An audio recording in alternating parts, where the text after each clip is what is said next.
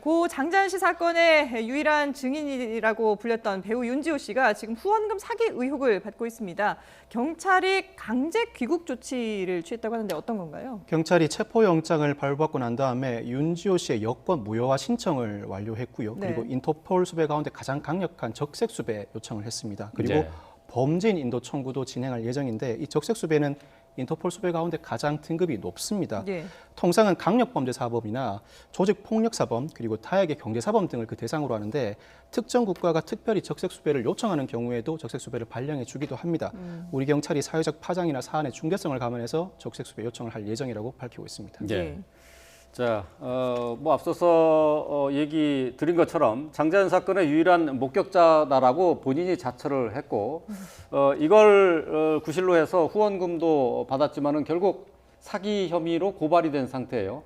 그간의 사정을 좀 한번 짚어보도록 하죠. 네, 이제 장자연 사건에 대한 이제 조사가 이제 이루어졌죠. 그래서 법무부에서 이제 과거사에 관련된 특히 이제 장자연 사건과 연관된 이제 조사가 시작이 됐는데 증인이 있다. 윤지호라는 사람인데 현재는 캐나다에 있다 해가지고 이제 캐나다에서 윤지호 씨가 들어와서 진술을 할 기회를 주겠다 해가지고 결국은 입국을 하게 된 거고요. 문제는 이제 그렇게 장자연 사건이 언론의 주목을 받기 시작하자 이 이제 윤지호라는 사람이 작가 이제 김수민 씨하고 13번째 증언이라는 책을 내게 됩니다. 이 책이 이제 장자연 사건과 연관된 책이었는데 문제는 그 책을 내려면 많은 진술들, 그 사건과 연관된 많은 진술들을 할 수밖에 없는데 나중에 이제 조사 내용들을 과거사위에서 한 내용이나 이런 것들을 비교해 보니까 작가 입장에서 이게 사실과 나한테 한 얘기랑 굉장히 좀 다른 얘기가 포함되어 있다라는 걸 발견을 한 거예요. 그러면서 결국에는 작가가 이제 그 윤지호 씨를 명예훼손과 모욕죄 등으로 서로 간에 이제 공방이 있던 와중에 고소를 하게 됩니다. 그러면서 지금 결국에는 이제 윤지호 씨는 그야말로 이제 굉장히 뭐 심각한 사건에 미투 사건의 종결 지점에서 사실은 장자연 사건 다시 조사가 이루어진 건데 주요 증인에서부터 갑자기 피의자 신분으로 돌변한 그렇게 이제 된 상황이죠. 자, 이렇게 윤지호 씨가 이 자사전 출간을 도운 그 김수민 작가의 말씀하신 것처럼 이 거짓말 증언 논란이 휩싸이게 되자 지난 4월에 갑자기 캐나다로 출국을 했습니다. 그 당시의 모습 한번 보시죠. 고소하실 생각 있으신가요? 당연히 맞고서 해야죠. 제가 한국에는 언제 갑자기가 아니라 4월 4일부터 저 엄마 오시다고 해요.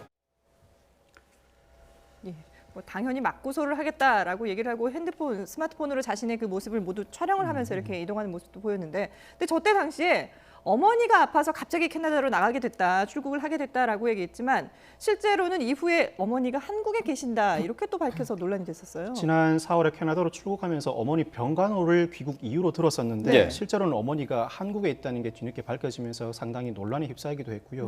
그 이후에도 우리나라 경찰이 입국해서 조사를 받으라고 여러 차례 독촉을 했지만 본인의 신체적, 정신적 건강 상태가 입국해서 조사를 받을 만한 상태가 아니다. 캐나다 경찰에서도 입국하지 말라고 권고한다라고 밝히기도 했습니다. 결국은 경찰이 체포영장을 신청했고 처음에는 검찰이 보안 수사를 지시하면서 반려했습니다만 경찰이 재차 체포영장을 신청하자 검찰, 법원을 거쳐서 이번에 체포영장이 발부된 것이죠. 경찰은 계속해서 윤 씨에게 귀국해서 조사를 받으라고 설득을 하고 있지만은 글쎄요, 이제 국내 들어오면은 경찰 조사를 받아야 되는데 윤지호 씨 입장에서는 뭐 돌아올 이유가 없는 거죠. 그렇죠. 뭐 지금 이제 윤지호 씨가 뭐 SNS를 활발하게 하다 보니까 또 뭐 페이스북 같은 것도 하다 보니까 거기다가 이제는 이민을 생각할 때가 됐다. 캐나다에 그렇게 이제 이야기를 했다는 거예요. 그런 얘기는 사실은 귀국할 의지가 없다. 이런 이제 이야기를 이제 시사하는 걸로 보이고 그런데 한 가지 이제 궁금한 점이 있는데 캐나다 경찰이 한국에 가지 말라고 얘기를 본인한테 했다는 건데 캐나다 경찰이 이렇게 그 국적도 다른 사람에게 모국을 돌아가라 마라 이렇게 얘기할 수 있는 입장은 아닌 걸로 보이거든요.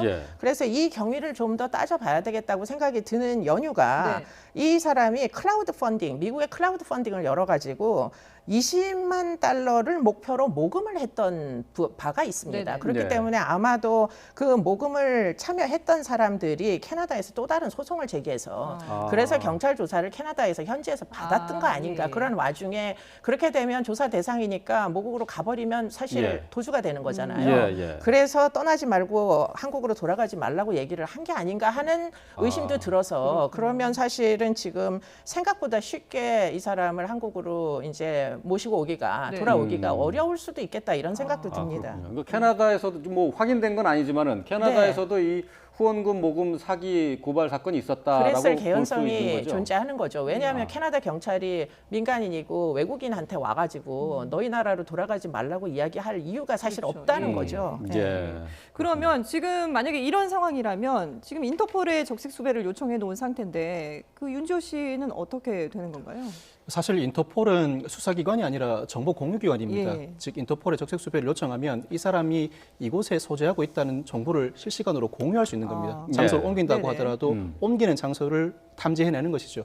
가장 강력한 조치는 범죄인 인도 조약에 따라서 범죄인 인도 청구를 하는 겁니다.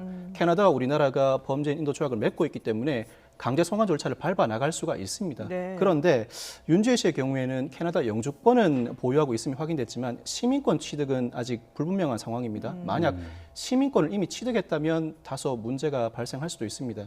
이 범죄인 인도라는 건 우리나라 국민이 우리나라에서 범죄를 저지르고 해외로 도주를 합니다. 그러면 우리나라 사법기관이 그 해외로부터 우리나라 국민을 송환해 달라고 요청해 그 송환을 하는 게 가장 네네. 일반적인 절차지. 예. 그 해당 국가에 그 해당 국민이 범죄를 해외에서 저질렀다고 그 해외 수사와 재판을 받으라고 쉽게 내어주는 나라는 어디에도 없습니다. 예. 시민권을 취득하게 되면 강제 송환 절차에 어려움을 겪을 수가 있고 혹시나 캐나다가 강제 송환 절차를 받는다고 하더라도 이때는 윤지호 씨가 캐나다 시민권자라서 캐나다 법원에 불복의 소를 제기할 수 있기 때문에 상당히 지연될 수도 있습니다. 예. 그러니까 인터폴에서 적색 수배 신청을 받아준다고 해도 강제 송환이라는 것을 그걸 기대하기는 어렵다는 인터폴이 얘기네요. 직접 체포해서 강제 송환하는 경우는 없습니다. 없고, 예. 일종의 정보 공유기관이고 네네. 예. 각 나라별로 체결되어 있는 범죄인 인도 조약에 따라서 강제 송환을 요청해야 하는 게 현실입니다. 예. 근데 강제 송환을 요청하더라도 그것을 받아들여질 가능성은 뭐 크지 않다고 봐야 되겠네요. 본인이 시민권을 안 가겠다고 하면은. 시민권을 취득하지 못한 상태라면 들어줄 가능성이 오히려 높습니다. 아, 왜냐하면 캐나다에서 요 사안으로 강제 송환을 해주면 향후 같은 사안이 벌어졌을 때 우리나라도 캐나다에 송환을 해주는 게 국제 관례이기 때문에 네. 국제 관례에 따라서 해당 국가에서 강력하게 요청할 때는 시민권자가 아니라면 송환해 주는 게 오히려 일반적입니다. 네, 그렇군요.